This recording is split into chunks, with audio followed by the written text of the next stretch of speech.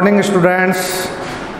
जो अपना क्लास जो चल रही थी, पिछला जो अपना था वो टॉपिक कंप्लीट हो चुका था। आज हम नई क्लास में नए वीडियो में नए टॉपिक के साथ अपनी शुरुआत कर रहे हैं। अपना जो क्लास है बीए पार्ट सेकंड और बीएससी पार्ट सेकंड। इसमें अपना जो नया जो टॉपिक आ रहा है, सभी का जो टॉपिक है पहले से पढ़ा हुआ है और कुछ उसमें हो सकता है कि नई चीज़ें हों, लेकिन अपन उस टॉपिक में इतना डीपली नहीं जाएंगे।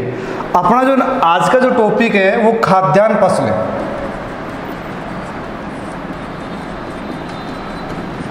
खाद्यान्न जो फसलें हैं उनमें जो अपने सिलेबस में यानी संसाधन भूगोल जो अपना फर्स्ट पेपर है उसमें जो खाद्यान्न जो फसलों में अपने पास में दो मुख्य रूप से हैं। एक तो है अपने पास में गेहूँ और दूसरा अपने पास में चावल। यानी कि खाद्यान्न जो फसलें हैं उनमें अपने पास में दो मुख्य जो क्रॉप्स हैं, गेहूं और चावल। आज हम चावल के बारे में इससे जो विस्तार से अपन अध्ययन करेंगे। तो सबसे पहले अपन बात कर लेते हैं चावल। चावल को इंग्लिश में अपन राइस और इसका बॉटनिकल जो नेम है वो ओराइजा सेटाइवा है। यानी इसका बॉटनिकल नेम क्या है? Oryza sativa. यानी जो चावल और जो गेहूं है वो विश्व में दोनों ही समान रूप से अपना एक महत्वपूर्ण स्थान रखते हैं खाद्यान्न फसलों में। और चावल का जो पौधा है, चावल का जो पौधा है वो मुख्य रूप से उष्ण कटिबंधीय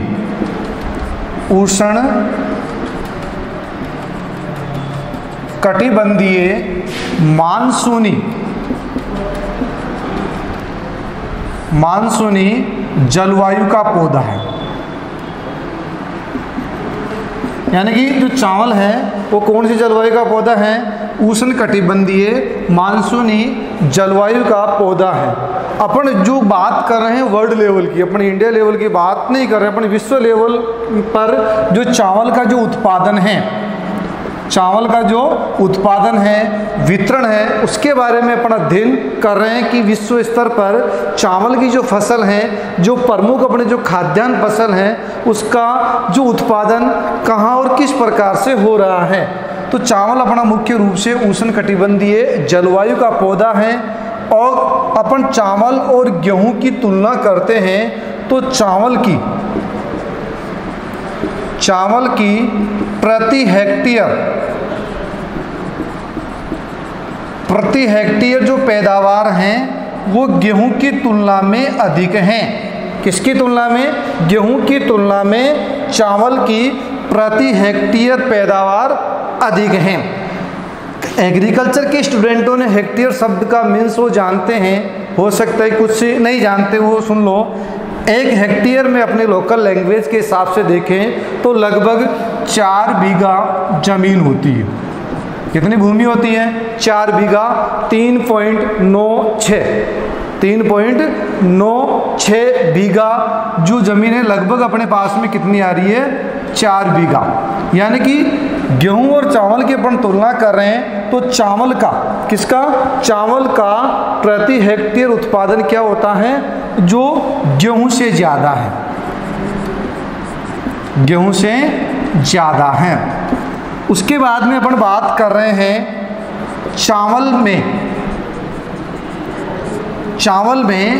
क्या पाया जाता है? मंड, जिसको आपने नाम सुना होगा स्टार्च। यानी कि स्टार्च क्या पाया जाता है? स्टार्च। और साथ में क्या पाया जाता है?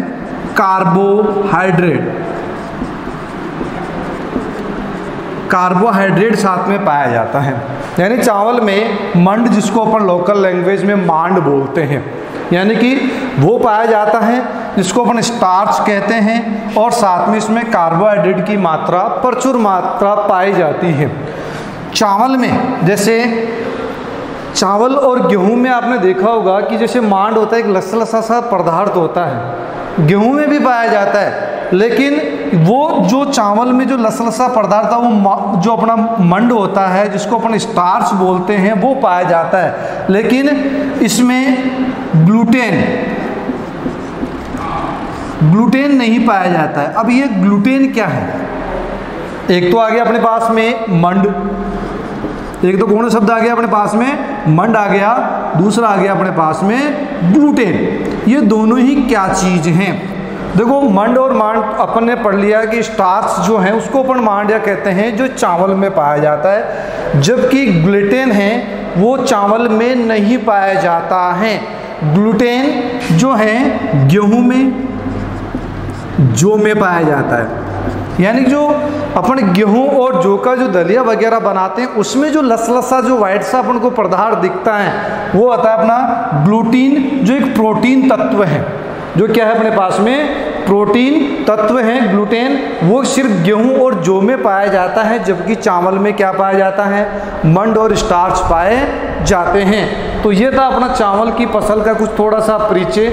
यानी कि अपन बात करते हैं शुरू से, एक बार रिवीजन अपन कर लेते हैं कि चावल और गेहूं विश्व में समान रूप से खाए जाने वाले खाद्यान्न फसलें हैं, और चावल का जो पौधा है वो मुख्य रूप से उष्णकटिबंधीय जलवायु में इसका उत्पादन किया जाता है, उसको पैदा किया जाता है। गेहूं की तुलना में चावल का जो प्रति हेक्टेयर जो पैदावार है वो अधिक है। चावल में मंड, स्टार्च और कार्बोहाइड्रेट पाया जाता है, जबकि इसमें ग्लूटेन नहीं पाया जाता है। ये तो था अपना चावल की फसल का जो थोड़ा सा अपना परिचय। उसके बाद में अपन बात कर रहे हैं चावल की किस्में। अब यहाँ पर अपन जो वैरायटीज़ की जो बात कर रहे हैं वो नहीं, यहाँ पर जो उत्पादन के आधार पर जो चावल का जो उत्पादन हो रहा है क्षेत्र के आधार पर वो कौन कौन सी किस्मों के आधार पर किया जाता है। तो चावल का जो काइंड्स ऑफ जो राइस है अपने पास में,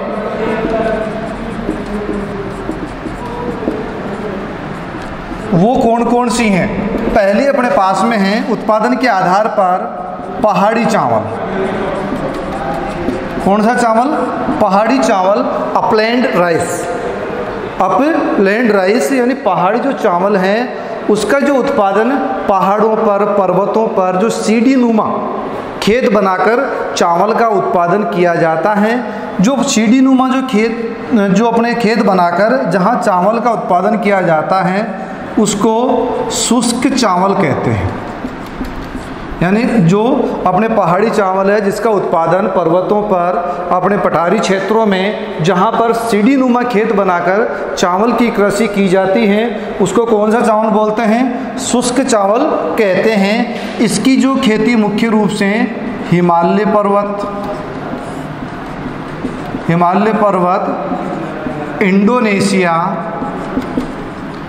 इंडोनेशिया के साथ में चीन आदि देशों में या आदि क्षेत्रों में की जाती है।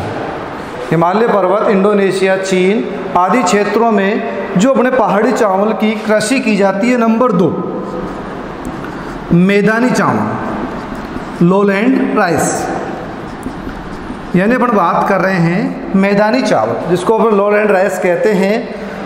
जितना भी चावल उत्पादित होता है उसका 90%, कितना, जो इतना भी अपने पास में चावल उत्पादन हो रहा है उसका 90% चावल का उत्पादन मैदानी क्षेत्रों में किया जाता है। कौन क्षेत्रों में किया जाता है? मैदानी क्षेत्रों में किया जाता है, जहाँ पर इनके जो खेतों में पानी भरा हुआ रहता है। इसीलिए जो मैदानी क्षेत्र में जो उत्पादित किए जाने वाले चावल को आर्द्र चावल कहते हैं। कौन से चावल कहते हैं? आर्द्र चावल कहते हैं। कौन से को? जो मैदानी भागों में उगाए जाते हैं, जो मैदानी भागों में जो चावल उत्पादित किए जाते हैं वो कुल चावल का कितना परसेंट है? 90% है, और इनके खेतों में पानी भरा हुआ रहता है, इस वजह से इसको आर्द्र चावल कहते हैं। तो उत्पादन के आधार पर अपने पास में जो चावल की किस्में आ गई काइंड ऑफ राइस की, 2 प्रकार से आ गई अपने पास में। एक तो पहाड़ी चावल जिसको अपन यानी पहाड़ी क्षेत्रों में करने की वजह से इसको शुष्क चावल कहते हैं, जो हिमालय पर्वत, इंडोनेशिया और चीन के क्षेत्रों में मुख्य रूप से की जाती है। दूसरा मैदानी चावल जो मुख्य जितने भी अपने चावल उत्पादन होते हैं उसके 90% चावल कौन से भाग में होते हैं? मैदानी क्षेत्रों में किए जाते हैं। इसलिए और साथ में यहाँ पर जो खेतों में जो पानी भरा हुआ रहता है, इस वजह से मैदानी क्षेत्रों में उगाए जाने वाले, पैदा किए जाने वाले, उत्पादित किए जाने वाले चावल को आर्द्र चावल कहते हैं। अब अपने पास में जो तीसरा जो टॉपिक आता है, चावल उत्पादन की विधियाँ। थर्ड जो टॉपिक आ रहा है अपने पास में, चावल उत्पादन की विधियाँ, यानी कि जो चावल को किस प्रकार से उत्पादित किया जाता है, इसकी अपने पास में 3 विधियां हैं। पहली अपने पास में छिटक कर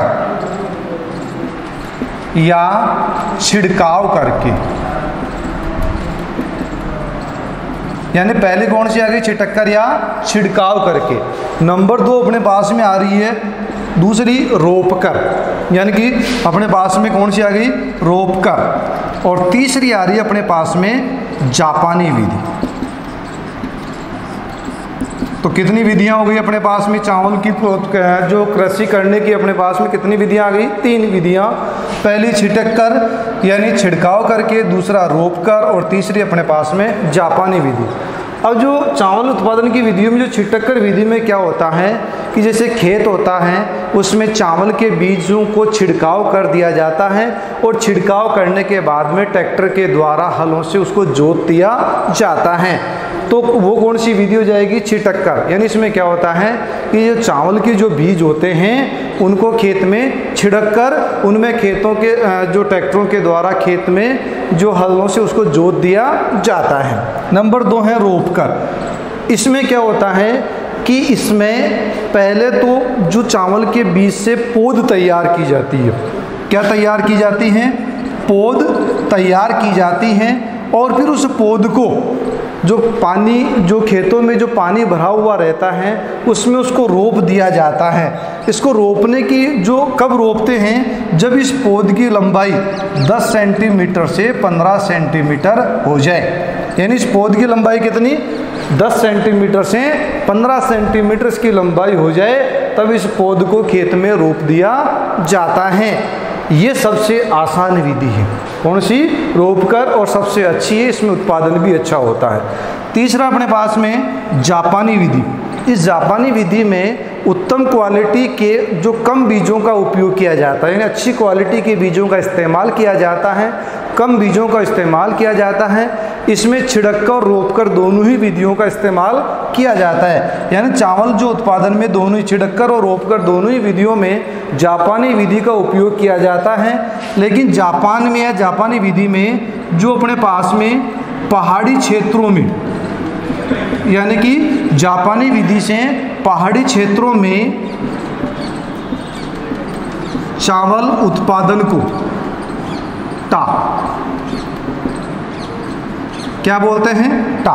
यानी कि जापानी विधि से पहाड़ी क्षेत्रों में जो चावल उत्पादन किया जाता है उसको सिर्फ टा बोलते हैं। TA, टा। क्या बोलते हैं? टा। जबकि मैदानी क्षेत्रों में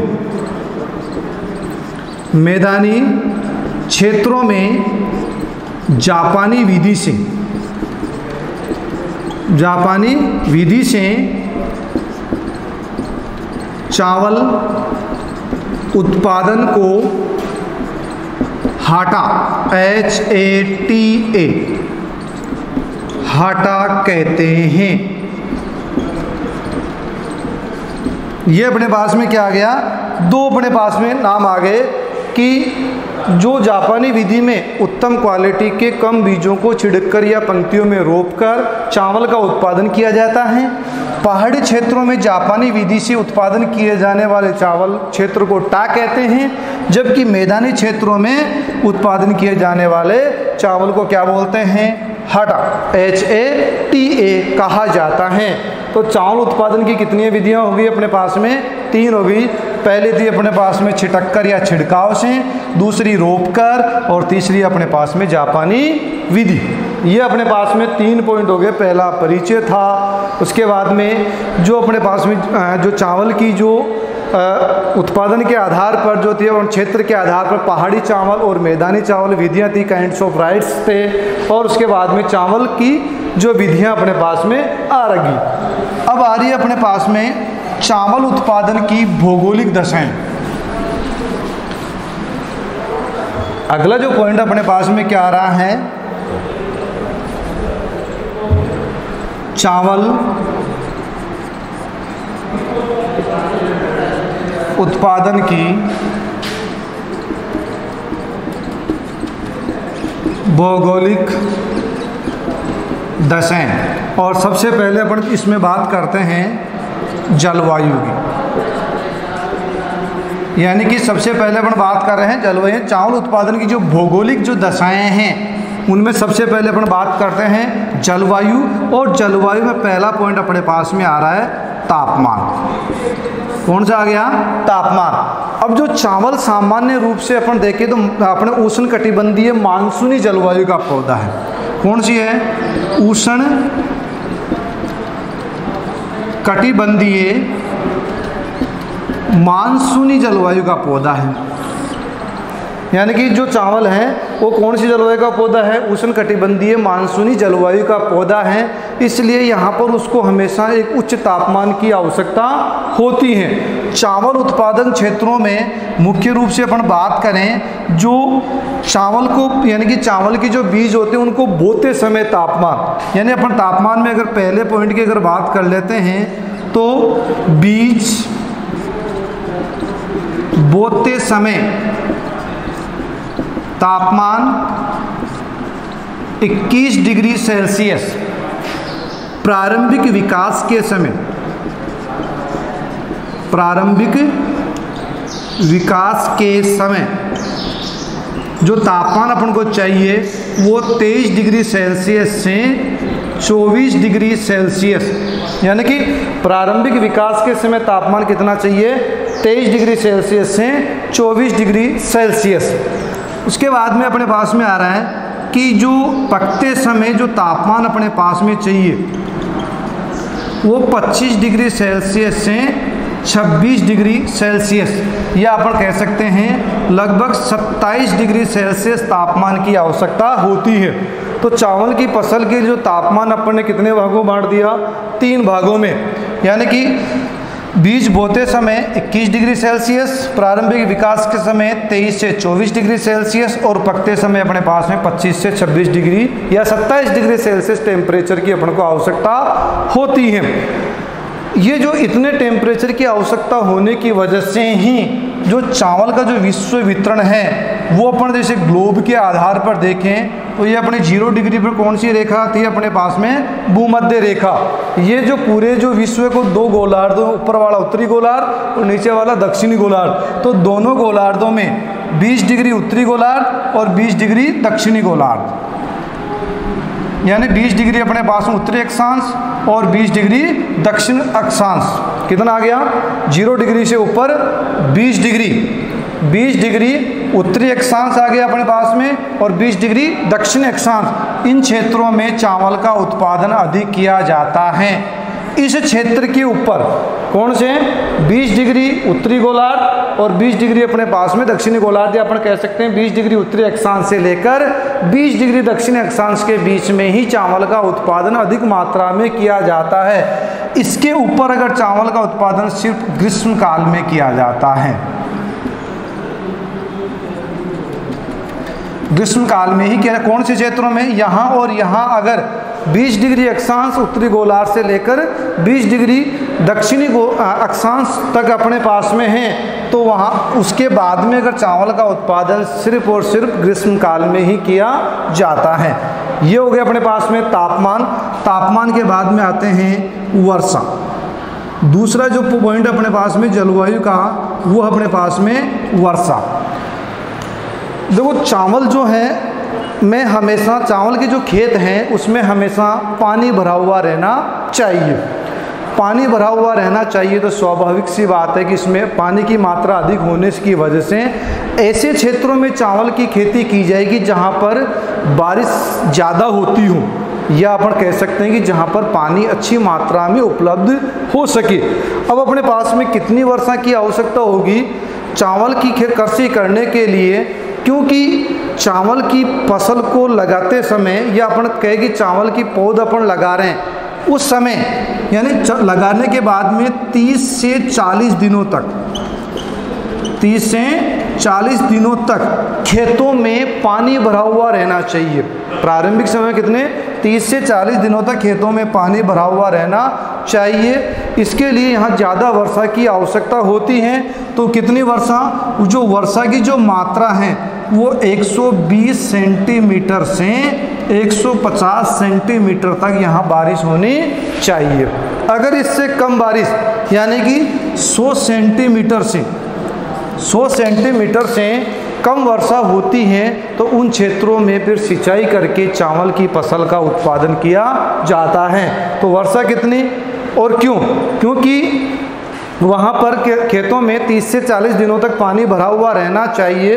इस वजह से वहाँ पर जो वर्षा की जो मात्रा है वो 120 सेंटीमीटर से 150 सेंटीमीटर के बीच वर्षा या ज़्यादा वर्षा होनी चाहिए। लेकिन अगर 100 सेंटीमीटर से कम वर्षा होती है तो वहाँ पर सिंचाई करके चावल की फसल का उत्पादन किया जाता है। ये थी अपनी जलवायु। जलवायु के बाद में अपन बात करते हैं समतल। दूसरा जो इसका है समतल मैदान, यानी कि चावल की फसल को पैदावार बढ़ाने के लिए या चावल की कृषि करने के लिए अपन को समतल हैं मैदानों की आवश्यकता होती है। क्योंकि जैसे अपन ने अभी वर्षा में पढ़ा था कि चावल की फसल का उत्पादन करने के लिए अपन को 30 से 40 दिनों तक खेतों में पानी भरा हुआ रहना चाहिए। तो उन खेतों में पानी भरा हुआ रहने के लिए समतल मैदानों की हमें आवश्यकता होती है, जिससे कि उनमें पानी ठहर सके और चावल के जो पौधों का सही प्रकार से विकास हो सके। तो चावल की कृषि के लिए कैसे अपन को धरातल चाहिए, समतल अपन को धरातल चाहिए। पहाड़ी क्षेत्रों में अगर ऐसी कृषि की जाती है तो पहले वहाँ पर सीढ़ी नुमा खेत बनाकर उनको समतल किया जाता है और उसके बाद में वहाँ पर कृषि की जाती है। यह था अपने पास में समतल मैदान। नंबर 3 अपन बात करते हैं मिट्टी। चावल की जो फसल है उसका अपन उत्पादन कर रहे हैं तो किस प्रकार की मिट्टी की अपन को आवश्यकता होगी, कैसी मिट्टी चाहिए। चावल की फसल के उत्पादन के लिए ऐसी मिट्टी अपन को आवश्यकता होगी जो ज़्यादा समय तक नमी को बनाए रखे,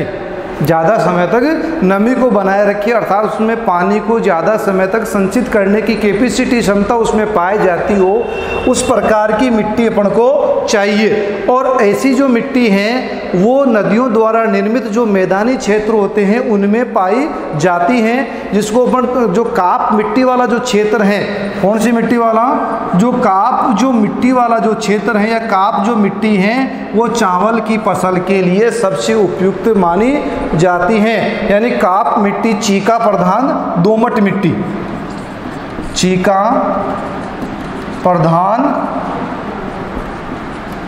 दोमट मिट्टी चावल की फसल के लिए सबसे उपयुक्त मानी जाती है। क्योंकि जो काप मिट्टी है, चीका प्रधान जो दोमट मिट्टी है, इसमें पानी को ज़्यादा समय तक संचित रखने की क्षमता पाई जाती है, अर्थात इसमें नमी ज़्यादा समय तक यानी पानी को सोखने की क्षमता उसमें ज़्यादा पाई जाती है। इसलिए चावल की फसल के लिए कौन सी काप मिट्टी, चीका प्रधान दोमट मिट्टी की अपन को आवश्यकता होती है। नंबर 4 अपने पास में श्रमिक, यानी कि कोई भी काम करने के लिए अपन को जैसे कृषि विशेष रूप से कर रहे हैं तो श्रमिकों की अपन को आवश्यकता होती है।